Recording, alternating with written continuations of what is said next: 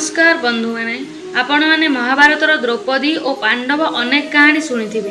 तेबे आज आम जानिबा द्रौपदी को अर्जुन किपरि विवाह कले और यही विवाह कहीं एते अद्भुत और अन्य रक्ष। राजा द्रुपद बड़ शत्रु थिले द्रोणाचार्य। द्रुपद एक यज्ञ करथिले जहार दृष्टद्युम्न और द्रौपदी जन्मग्रहण करथिले।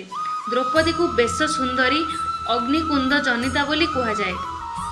द्रौपदी द्रुपद राजा एक स्वयंवर रखिथिले जेउठी अनेक राजा महाराजा और योद्धा आसीथिले। अपार शक्ति और कौशल दरकार थिला एक गतिशील लक्ष्य को भेद करने पाई। पांडव माने एही समय अग्नि घरे पोड़ीगला बोली विचार कर जाइथिले। सेमाने जंगल रे गोपन जीवन व्यतीत करुथिले। अर्जुन एही स्वयंवर को ब्राह्मण वेश गले। समस्ते विफल हेबा परे अर्जुन धनुष उठाई लक्ष्य भेद कले। अर्जुन घर को जाई बोलिले, माँ आमे एक अद्भुत दान आनीचु। कुंती कहले, जहाँ आनच ताकू समस्ते भाग कर। यापर द्रौपदी पांडव पंच भाई समस्तों सह विवाह कले।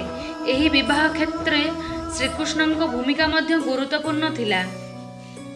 द्रौपदी और अर्जुन विवाह केवल एक दाम्पत्य कहानी नुहे, यह एक नैतिक और धार्मिक संदेश देता है। यह हमको शिखाए कि भाग्य बुद्धि और धर्म एकाठी